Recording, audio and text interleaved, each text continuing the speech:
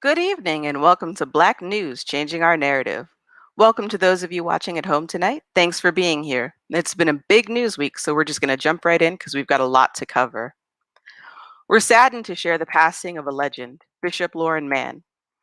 Bishop Mann, a longtime pillar of the Pittsburgh faith community and former uh, local newscaster, died Sunday at the age of 74. The news of his death was announced Sunday by his wife, Barbara Mann, and via the Pentecostal Temple's Facebook page. The cause was not immediately made available. The church's post described Bishop Mann as a husband, father, shepherd, leader, and orator.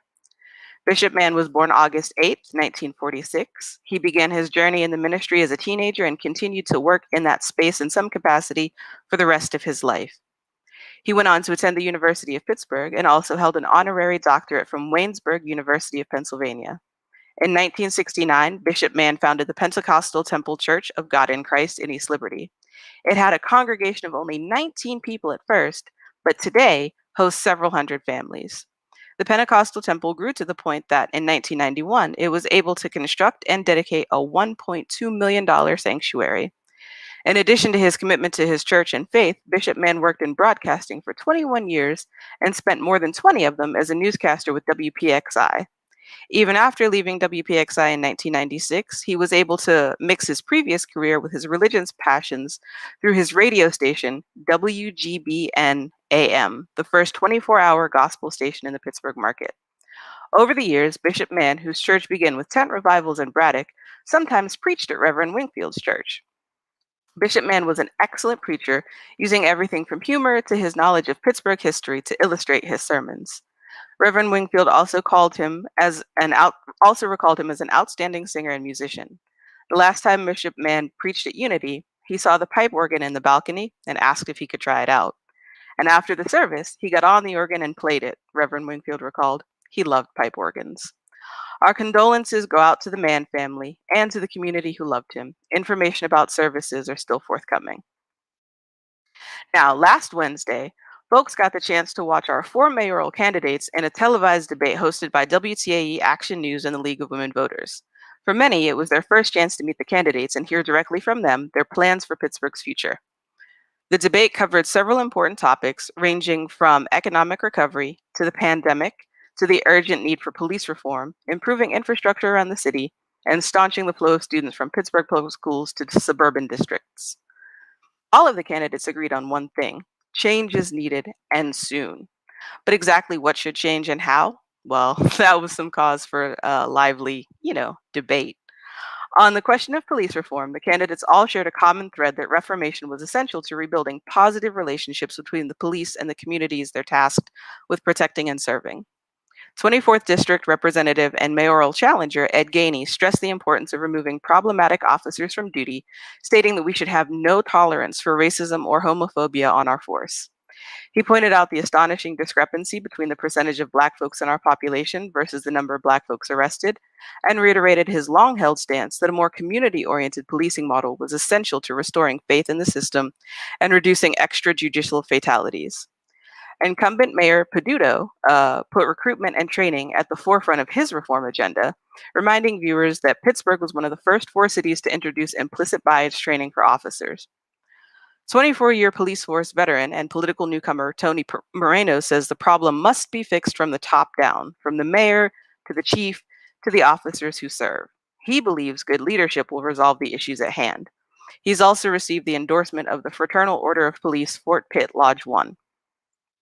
Rideshare driver and mayoral candidate Mike Thompson has a drastically different idea. He believes we should move to first having the state police patrol the city and from there transition to a charter model to decrease the power of police unions. Though he says he's in favor of defunding the police, this sounds more like redistributing funds to different police. Interesting stuff and important to keep in mind when you go vote later this month. If you missed it, the full replay is available on the WTAE website. During the debate, Gainey and Peduto traded sharp words over tax-exempt properties paying their fair share to foster growth and development in the city.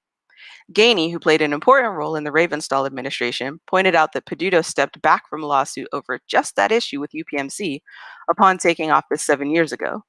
Peduto responded with a suggestion that his predecessor, former Mayor Luke Ravenstall, had traded an endorsement to go ahead with the lawsuit, and that Peduto, after taking office, realized the suit wasn't actionable, and that's why it was dropped.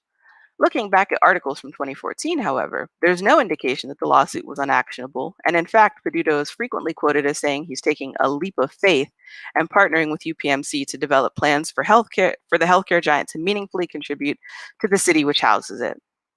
Peduto went on to say that Gainey was doing basically the same thing, trading an endorsement for a political action, calling it unethical at best and illegal at worst. Gainey adamantly refuted the idea that he was trading endorsements for political favors and rightly pointed out that many of the organizations who have contributed to his campaign have also contributed to Peduto's. It was a standout moment of contention in an otherwise amicable debate, and it's worth noting that just a few days later, City Controller Michael Lamb pointed out that for the last 8 years, these large tax-exempt organizations have operated without a payment in lieu of taxes plan. And based on Peduto's current One Pittsburgh initiative, it seems unlikely to change. Over 40% of the land in Pittsburgh is tax exempt, and in 2019, UPMC occupied 30% of that land, providing the juggernaut with about $40 million in property tax benefits. I don't know about you, but I'm imagining how many potholes we could fill with $40 million, right? Additionally, a few days after the debate, Action News Investigates ran a story about a political action committee, Americans for Good Government, which has received donations from Representative Gainey, and the discrepancies in the PAC's financial disclosures. The report leaned heavily on the ties between the people in the PAC and Representative Gainey. However, a statement from Moses Nelson on behalf of the PAC stated that Gainey has no role in the political action committee other than a contributor. Gainey has been active in local and state politics for years and has contributed to and received contributions from a wide variety of candidates, political action committees, and civic-minded individuals. His filings appear to be in order, and there's no investigation into his campaign or questions about his disclosures and expenditures. African Americans for Good Government has also donated to the Allegheny County Democratic Committee Political Action Committee and the campaign for Representative Jake Wheatley Jr., according to public records. Should we impugn their good names alongside Representative Gainey? Or is this another instance of the system protecting itself? When individuals donate to a political action committee, is it the responsibility of the individual to vet that PAC and ensure all their contributions and expenditures are properly itemized? Or is it the responsibility of the PAC to handle their paperwork? Like if I give you $5 and I put it in my budget and you take that $5, but you don't put it in your budget, is it incumbent upon me to check your work? Because if that's the case, I got a lot of phone calls to make after this show. In other local news, Pittsburgh Police released their 2020 annual report with Police Chief Schuber promising greater reform, transparency, and accountability. It's a 169-page report outlining everything from training of officers to arrests, with disciplinary actions for officers in a separate report. Reading through, I was shook by the numbers mostly. 7,833 arrests were made and processed by the Pittsburgh Police. The population data that we have is from 2019, but based on that info, Black folks make up about 23% of the population, but we were the subjects of, are you ready for this? 65% of the arrests. I'm not a math person at all, but even my Algebra 1 self can tell that ain't right. 1,220 Black women and 3,885 Black men were arrested. That's 5,105 Black folks arrested in 2020. By comparison, white folks make up 64% of the population, but were the subjects of only 32% of the arrests. 733 white women, and 1,746 white men were arrested. That's 2,479 white folks arrested. When you look at something as innocuous as traffic stops, Black folks top all the numbers except one: people who were given a warning and released without arrest. Yeah, white folks win that category. But tell me more about how we just need to root out the bad apples. There is no clearer evidence that there's a systemic problem in our police force than this report. And promises for transparency and accountability are lovely, and I hope the chief continues to strive for that goal. But it's not enough. What steps can be taken to address the over policing of our communities? How can we change the narrative so that just being Black isn't enough probable cause to pull us over? How will the chief ensure that his officers know that just being Black isn't a crime? How will we get prejudiced cops off the street? That's the transparency and accountability I'm looking for. Speaking of accountability, the Allegheny County Council passed a bill with a 9-5 vote last Tuesday to set up an independent police review board to address allegations of police misconduct brought against Allegheny County Police. Allegheny County municipalities who choose to can opt in to be overseen by that board as well if their council approves. Out of 130 municipalities, it remains to be seen who will opt in. Personally, I'm more interested in who doesn't, for real, for real. Because if everyone wants to root out the bad apples, why not opt in? Unless you already know that your whole bunch is spoiled. Consider this. Last year, the Pittsburgh police paid out over $400,000 to settle 5 lawsuits brought against the city and its police. 15 other lawsuits against 20 other officers are still pending. It's worth noting that many settlements are paid out years after the inciting incident, and the price tag also fails to account for the cost of litigating these cases, meaning that frequently we're spending more than what we're actually paying out. $4,000 would pay for a lot of body cams, I bet, or diversity training. Personally, I've often thought that, like doctors and lawyers, officers should have to carry malpractice insurance. I bet if they had to come out of pocket for killing us, they'd start thinking twice. But I'm no criminal justice major, so take that with a grain of salt. Still, it's clear we have a long way to go with police, both locally and nationally. The FBI reached out to a Georgia sheriff regarding his deputy, a 28-year-old named Cody Richard Greggs, a former Marine, who is facing a maximum of 10 years in prison and is set to be sentenced in July for possessing illegal guns and ties to white supremacist groups. They found he had bragged via text messages about beating a Black suspect and planning to arrest Black people on trumped up felony charges to keep them from voting. And in North Carolina, a judge on Wednesday rejected bids to have body camera footage of sheriff's deputy shooting Andrew Bound Jr. released to the public, but said the man's family would be allowed to view it. His reasoning was that releasing the footage publicly would impede a fair trial. District Attorney Womble seemed to agree, saying, "You cannot swing a skunk in front of a group of people and ask them not to smell it." The alternative, I guess, is pretending the skunk doesn't exist. The whole thing stinks, in my estimation. If the officers were justified in their use of force, then there's no skunk to swing. Now we're going to go ahead and go to a break.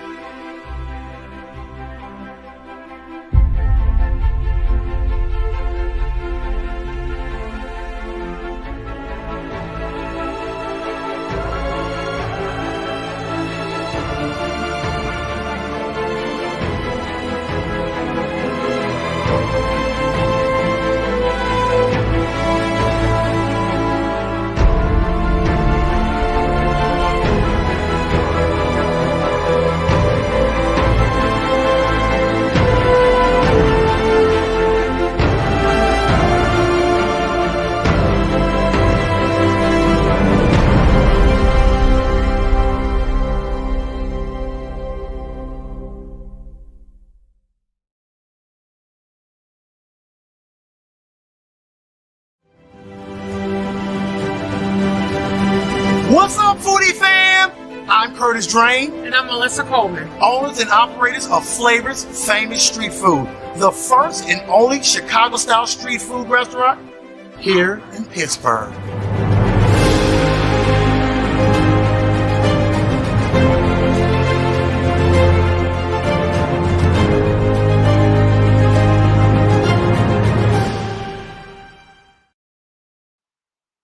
Welcome back, and thanks for sticking with us.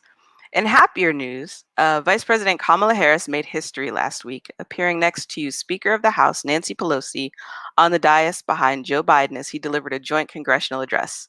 It was the first time two women held the seats of power, and I'm not going to lie, got a little dusty in my living room when they bumped elbows upon arriving.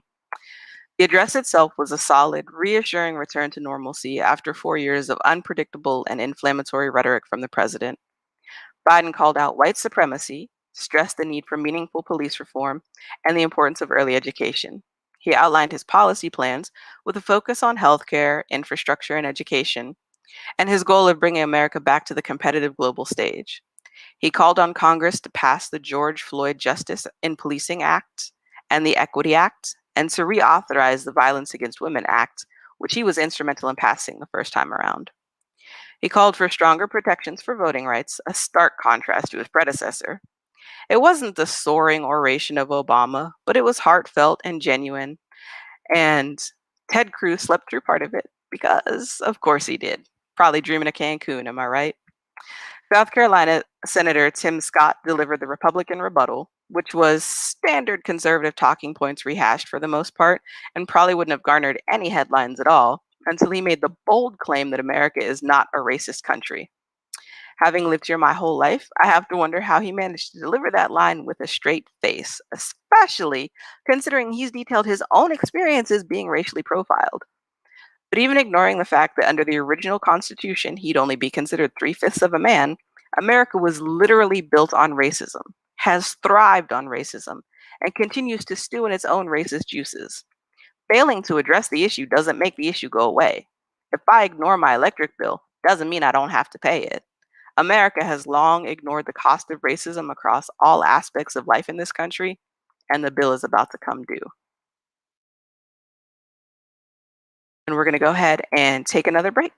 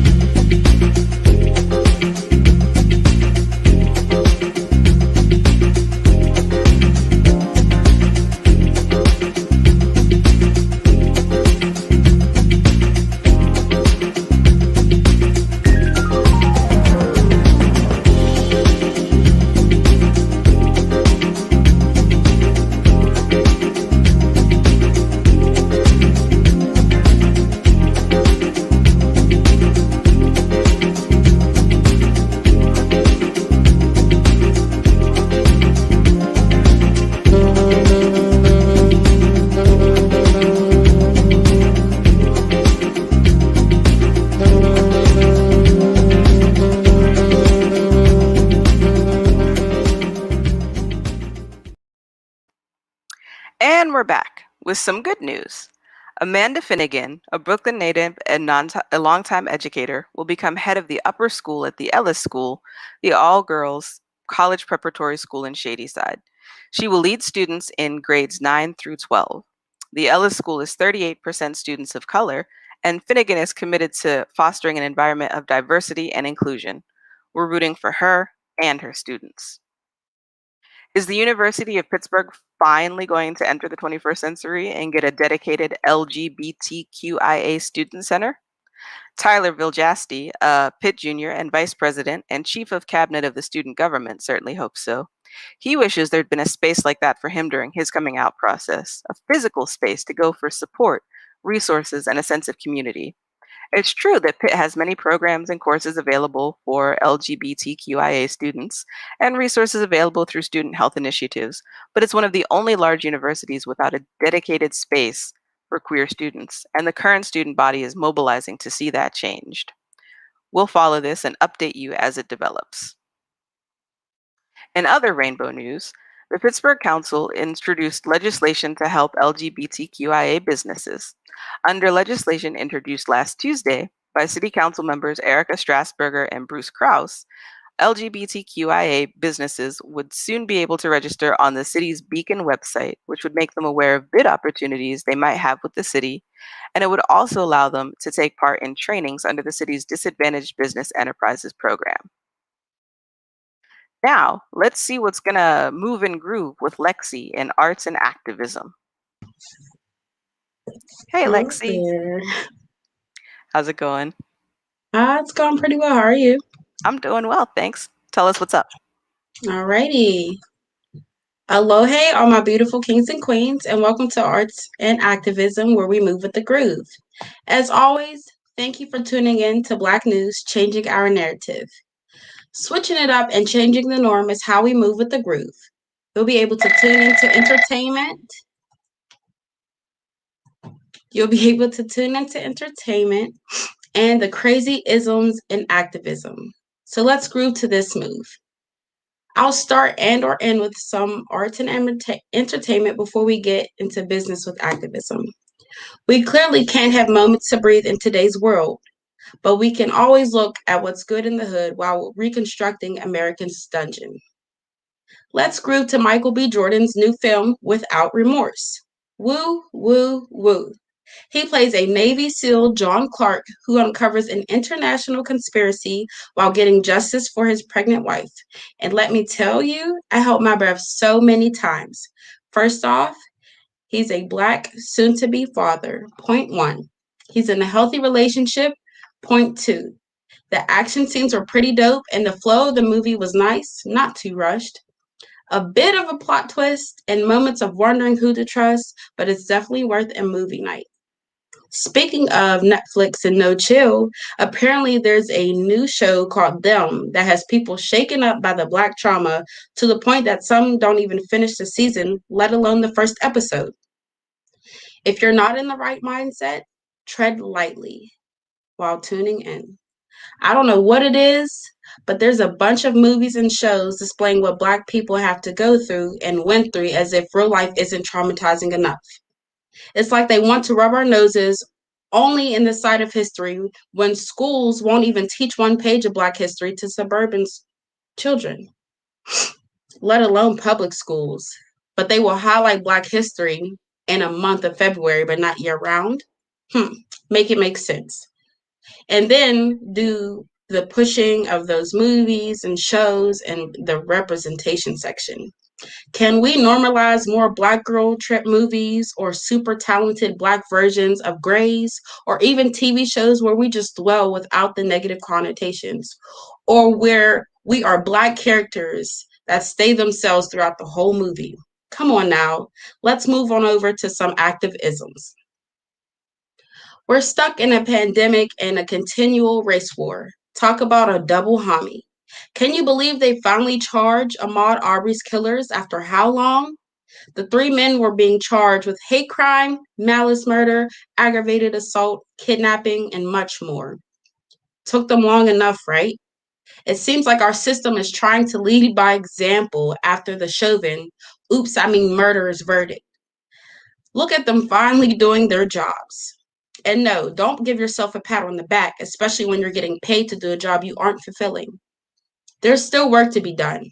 We, the Black kings and queens, are not done, nor are we finished holding the system accountable for their actions, just how they try to hold us accountable for their results of poverty-stricken areas. So let's see how they handle these next upcoming cases. Moving to this case, 16-year-old Micaiah Bryant was murdered in Columbus, Ohio at the hands of the Oinkers on April 20th, 20 minutes before the Chauvin verdict was announced. As we try to celebrate justice served for the Floyd family, we can't even breathe a sigh of relief without another trauma pummeling the Black community. Oh, how the public safety relies, number one on the, sorry. Oh, how the public safety still relies number one on the public enemy list. We call 911 for safety just to be illegal livestock. That little girl was defending herself from being attacked by older women. Calls the police for her safety and they immediately shoot her? No taser, no pepper spray, no rubber bullets. Or if that was only deemed for riots filled with peaceful protesters. 4 bullets to the chest? Does that sound familiar? How you justify that? Who's the real threat? Let me ask you something. Put yourself in this mindset real quick. If you're in a heated argument or fight and you're going off, and I mean off, defending yourself, and someone tells you to calm down, what was your response? Oh, okay. I'm so sorry for Miss Bryant. She didn't deserve to be slain to rest like that when we have mass murderers and peach rapists walking out of their bloody mess, getting taps on wrist and a bottle of water for a job well done. Or when an officer shoots themselves and then shoots a student. Ooh, let's move on to our next subject and try to keep it together. Anthony Thompson Jr. was also shot and killed by an oinker on April 12th in Austin East High School in the bathroom in Knoxville, Tennessee. A high school bathroom. Mr. Thompson was in an altercation with his girlfriend prior to the incident, and the girl's mom, who will remain nameless, called the police on him while in school. From the video, you can see him complying while you see other young men lying on the bathroom floor in handcuffs. So when did we go to the ground to the gun? Weak-minded mentalities, I tell you. You're scared of teenage boys in high school on school ground so bad that you refuse to use your hands or other non-lethal weapons.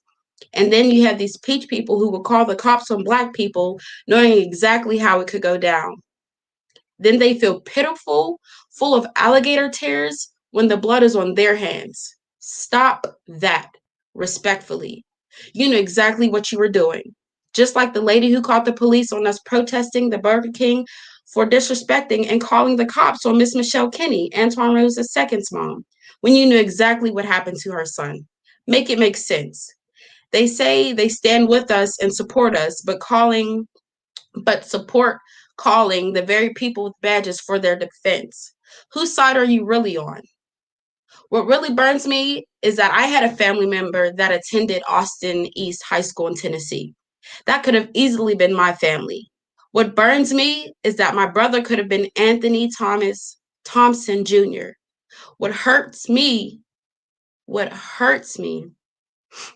is that my cousin could have been Anthony Thompson Jr.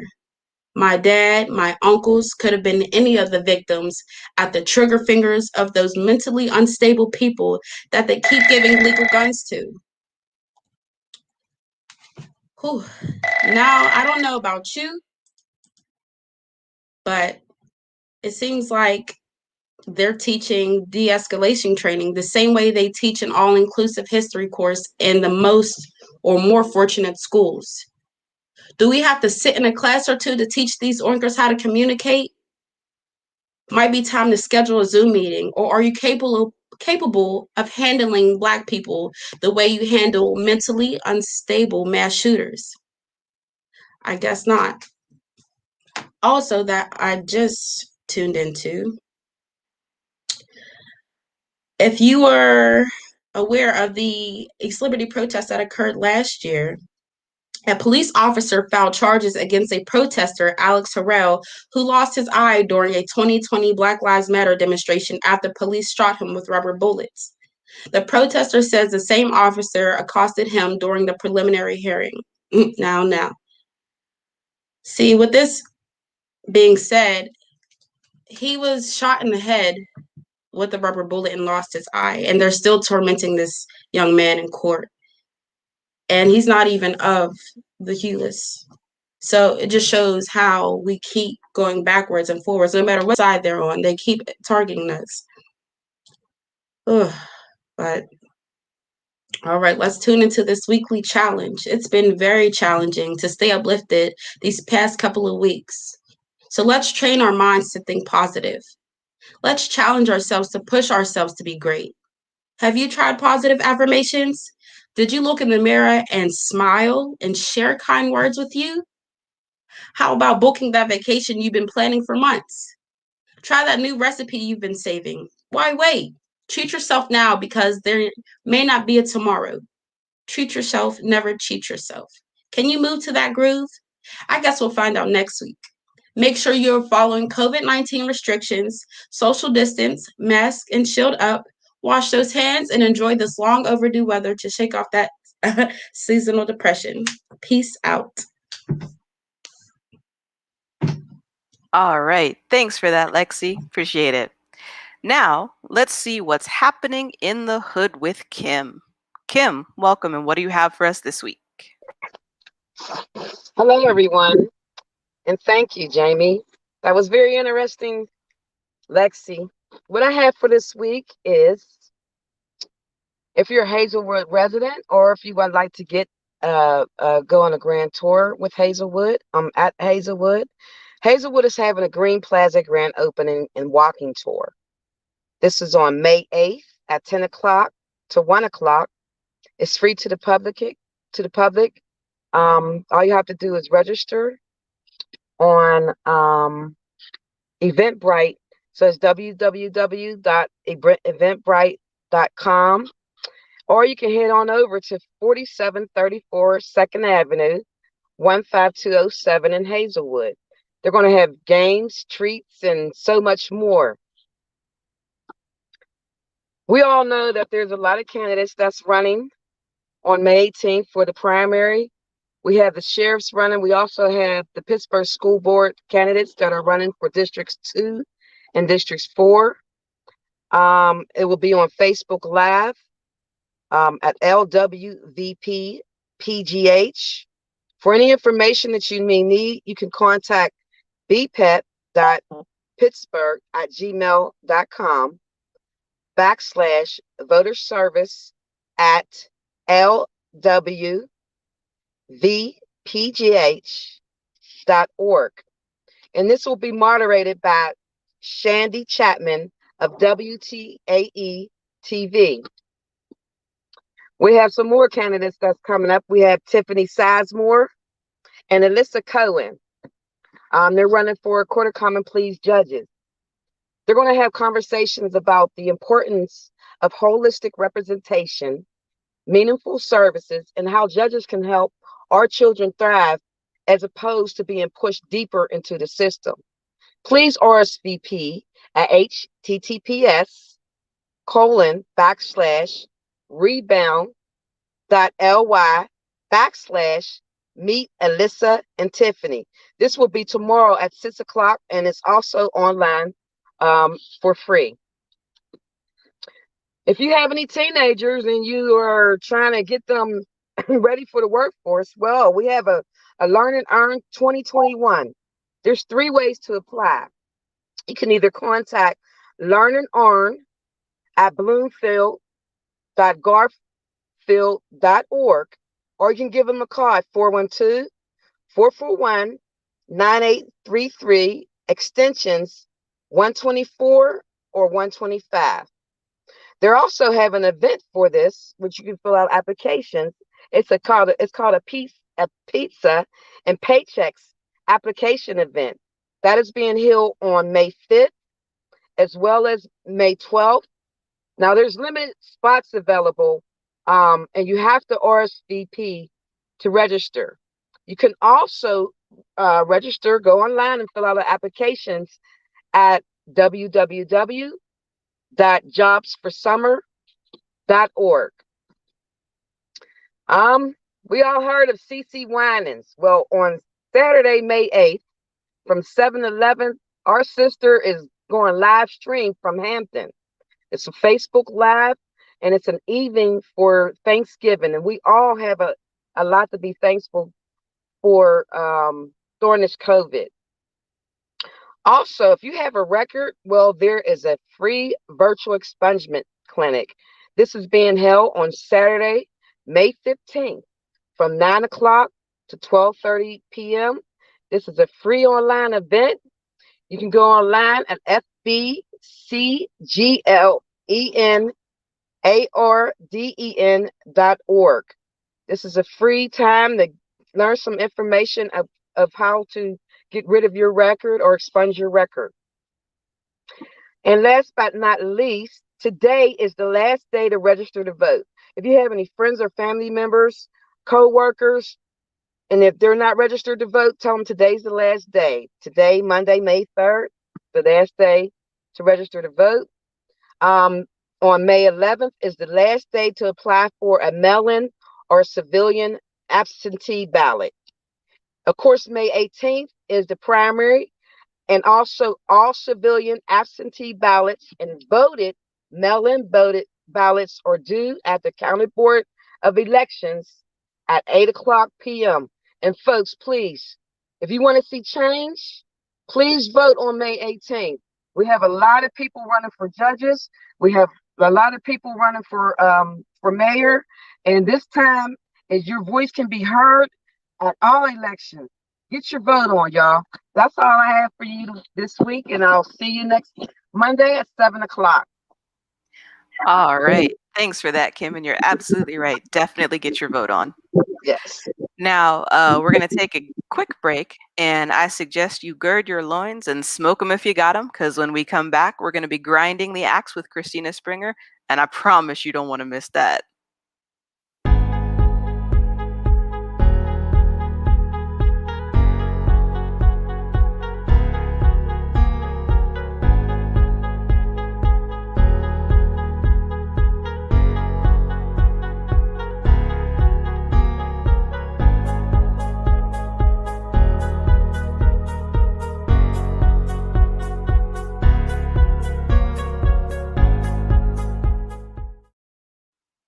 Hey, Jamie. Hey, Christina.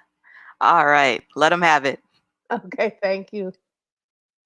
Hey, good evening. Thanks for staying with us for Black News, Changing the Narrative. Tonight's Grinding the Axe is going to be a little bit different. This was a dream that came to me last night, and I felt like I should share it with you. So I wrote it down, and here it is. It's called The Old Woman's Basket. Old woman sat on her front porch weaving a basket. She needed it to store all the fret, fury, petty, and woe, which she didn't really have a use for anymore, but might need from time to time. Her deft fingers made swift the work, so when the wrens insisted she look up, she did. In the field across from her home danced a young woman. She was a bit darker and by far prettier than old woman had been at that age. But what old woman noticed most is that young woman danced free and unburdened. Old woman smiled. She remembered that dance. She remembered the nary a thought in the world dance. It sure was a fun frolic while it lasted. Gratitude tingled as it rushed through her like a fingernail up the spine. She laughed. Day could not have chosen a better gift to give her. Old woman kept watching as young woman danced without an extra thought in her head because the sun sang her name. The color purple in the field was doing its job. Big Afro Cloud Man kept sun from burning her. Melanin was helping too. And she sensed when young woman went home, there would be a lovely tea waiting. And maybe supper later, too, with a sip of sherry after, if her mama was feeling generous that night. So old woman chuckled again. Young woman startled. She waved and smiled. Old woman smiled and waved back, which only encouraged young woman to stride over. Morning, Auntie. Morning, darling. Auntie, if you don't mind, may I ask what you're doing? Eh, me. I'm weaving a basket to store fret, fury, petty, and woe. Old woman held the basket up to show the intricate pattern of swirls she had woven with reds, browns, and purples. So pretty, Auntie. Will you teach me? What, darling? To make a basket to get rid of fret, fury, petty, and woe. No, darling, I can't. But why not? Well, you don't have what it takes to do it, old woman sighed. Young woman puffed up at that, stuck her chin out at everything. You don't know me. Young woman looked up at the sky. Sun might be hiding tomorrow, and Big Afro Cloud Man might be weeping for my brothers and sisters being killed in the streets, and I will be raging with him. The color purple in the field will have closed up and gone to seed, so I might have to come with my tractor the day after tomorrow and harvest the hay. But the yield, it might not be good enough to get through winter. Mm-hmm. Old woman closed her eyes. But I need to know, young woman insisted. Why? Because that is so beautiful and sounds like everything I need. And, Auntie, here you sit on this fine porch, shaded from this hot day, looking over your beautiful garden. The jasmine catches the breeze to delight your senses. Look, your supper is hanging ripe on the stem. You are so rich and powerful and wise. Yes, it sure seemed that way, doesn't it? Old woman chuckled. But gal, let me tell you, these baskets can only be woven from sorrow, struggle, and the filaments of hindsight regrets. I don't need any of those so close by anymore because they do not help me. But one never knows. So I'll put them in a shelf in case I do. One day soon come. This basket fade and crumble to light, then disappear. You get me? After all this hard work, poof! But I'm making this basket so they don't take me with them when they go. You still think you're ready to learn? Oh, yes, Auntie, I do. Okay, sit. Young woman sat on the top step. No, darling, you can't be in the sunshine for this work. Young woman strode up on the cool porch and plunked down in a high back wicker chair. Between them was a bucket full of thick, strong, sturdy reeds in many colors. Young woman reached down to choose a dark burgundy-colored reed. Oh, no, darling, those are mine. You begin by making your own, said old woman softly. Close your eyes. Okay, let's begin. First, you got to gather up one sorrow. Remember back to a painful moment. Tease it up to the top of your mind. Roll it in the tears you hid from the world. Oil it up nice with the disappointment and rage of broken trust. Make it a good, strong read. Young woman's face twisted up like she was about to cry. No crying, woman said firmly. Young woman grunted. From her right hand, the thinnest yellow thread emerged. Good! Now grab it with your other hand and coax it out. Young woman teased and cajoled that thin yellow filament from her hand, sweating and moaning. And when she finished, she looked limp, totally spent. So she opened her eyes to look down at what she'd conjured for herself. Good. Good, Auntie. It's nothing. It's puny and terrible. Eh? It's what you had to work with. It all came from you. So it's good. You did a fine job, really, she reassured her. But it's nothing like those, she said, gesturing at the basket of full, thick, shining reeds. Yeah? Be grateful. Old woman reached in her apron pocket and gave her a bead made from a mustard seed.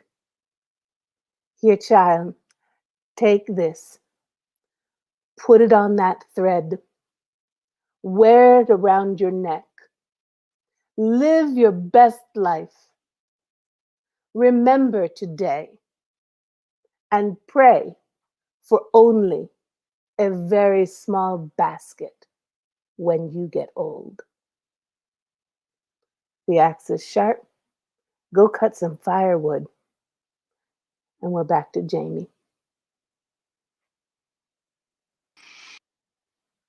Goodness, Christina, every time you slay, I swear to God, it's amazing. Thank you for that. Thanks, Jamie. Appreciate it. All right. That's our show for tonight. I want to thank you guys for watching and commenting. Make sure you stay safe, wear your mask, wash your hands, and get your shot. Stay black, stay beautiful, and stay tuned, because we'll be back next week with more Black News, changing our narrative.